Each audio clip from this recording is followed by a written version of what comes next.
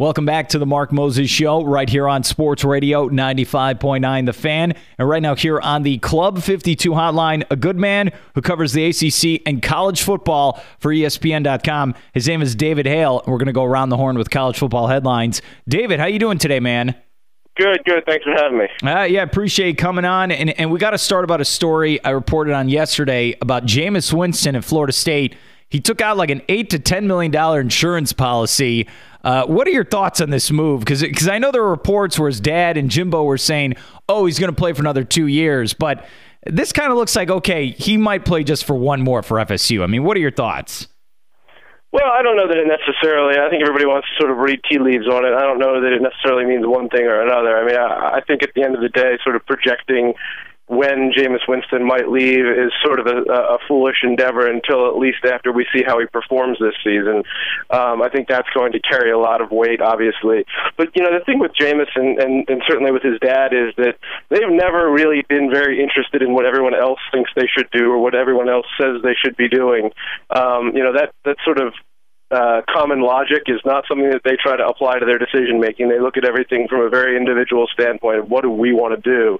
I think if Jameis Winston sort of followed the public pressure on what he should be doing, he'd probably be playing at Alabama right now as opposed to Florida State. So I mean, I think that in general sort of speaks to his viewpoint. So, you know, it makes sense. It's a practical decision to go ahead and get an insurance policy. I think it's something that athletes of his caliber with as much money riding on their future as he has, it makes sense for them to do, but I'm not sure that it necessarily means he's staying or going or anything like that at this point. I think if he has a really good season like he did last year, I think he'd be really foolish probably not to go and cash in on that. If he struggles a little bit, I think then he's got more money to make by coming back for another year. But I don't know that the insurance policy necessarily has much to do with it one way or another. David, I know Winston will play next season. Like you said, we know that. Is there a sense now with Florida State football that they are the kings of the ACC, where it's like, okay, it's them, and then it's the other teams, and they're all just going for second place now?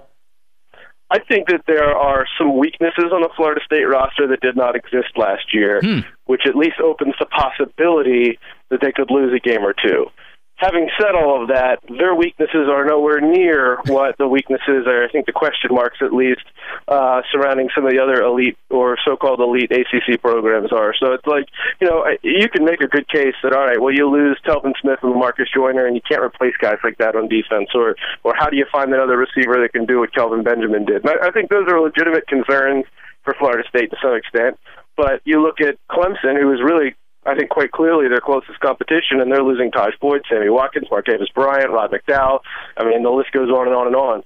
So, you know, to me, the transition from national champion to 2014's version of Florida State is not insignificant, but smaller, certainly, than what Louisville or Clemson or you know, some of those other teams that might challenge them are going to have. So to me, I think, you know, Florida State is number 1, 1A, 1B, 1B, 1C, whatever in the conference right now. And then we're talking about everybody else is going to have to probably hope some things go right for them to even come close to catching where Florida State is in the ACC anyway. Great answer. We're here at David Hale, ESPN.com. Follow him on Twitter, David Hale, ESPN. All right, well, I know ACC Media Days are probably going to be coming up here in another couple weeks. Is there a sense from the conference, you know, bigger picture, hey, we won the national title? Because, I mean, if you go with the SEC, it's nonstop, hey, we win all these titles in a row. Is there that sense yet from the conference that, hey, we won the national title? I think it's not even just what Florida State did, but Clemson won an Orange Bowl game over a pretty good Ohio State team last year, and I think that the ACC can really sort of hang their hat on, look, we're not a one-trick pony, which has sort of been the knock on the league, even at its best in previous years, is that there wasn't a whole lot of depth behind Florida State. But the problem is, even now, that depth doesn't go as far as the SEC does, and I think that's what separates the SEC from everyone else, is that they're not 2 or 3 teams deep. They're legitimately 9 or 10 teams deep. I think you could make the case that, you know, last year's a perfect example of that. You had a Missouri and an Auburn team play for the SEC title that 2 2 years ago were last in their division essentially. So there's depth of quality there in terms of the programs that can compete year in and year out that just doesn't exist at this point in the ACC. So until you have Miami consistently back at a national level, or North Carolina actually utilizing the resources that I think that they should have, or Virginia, a team that has some history in football that really has been a non-entity for the better part of more than a decade now, until those teams are really putting together seasons that warrant some national attention, the ACC is still sort of a notch below where the SEC is. But I think if you look at where the power in the conference is, and certainly with the addition of Louisville now, I think that there's more strength in the conference, certainly at the top, than there has been in a long time. It's funny you bring up Louisville. That was my next question. First off, are you mentally prepared for Bobby Petrino and all the shenanigans that might happen with him coaching again the ACC?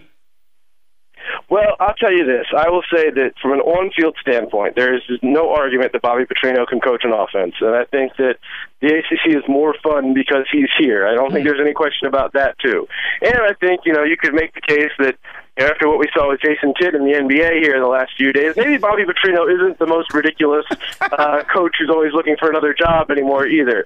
So I will say that he's done a really good job of keeping sort of a low profile for the last couple of years. We have not seen, anything sort of overly ridiculous from Bobby Petrino since, the incident at Arkansas. And I think that you'd like to think that a man of his age and with his experience has learned a few lessons along the way. I think that Louisville certainly believes that, or they would not have brought him back. But it'll be interesting. I think particularly if they have some success here in the next couple of years, is he grateful to the institution that gave him this second shot and stays there and makes it a home? Or is he, again, out looking for the next job and seeing if he can push somebody else out the door so he can get back into the SEC? I think time will tell with Bobby Petrino, but in the short term, the ACC, I think, is certainly happy to have him because, games are more fun when he's on the sideline. He can coach an offense. There's no question about it. I love your idea of Jason Kidd because 2 years ago, if you would have told me that, I'd say you're crazy. You're like, oh, Jason Kidd as a coach would be worse than Bobby Petrino. There's no way, David, I would have gotten that as an answer.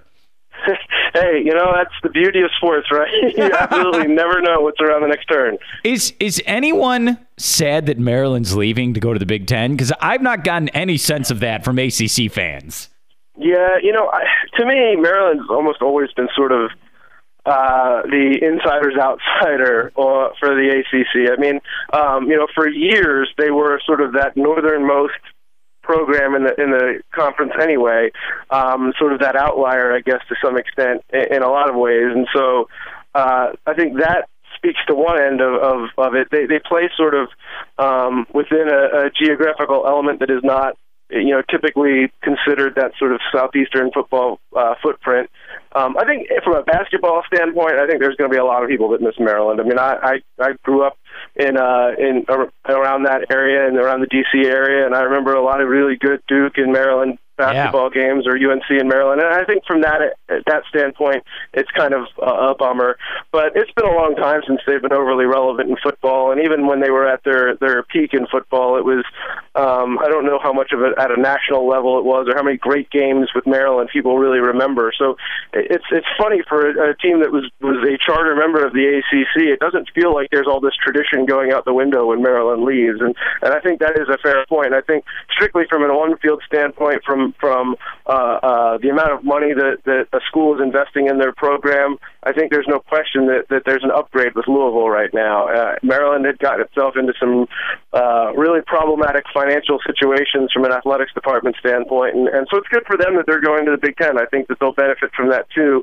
But yeah, there's fewer shed tears over this than, for example, Texas A&M and the Texas rivalry ending. It's not like that. There's I think some people who would have liked to see things stay the same, but I think they're in the minority here.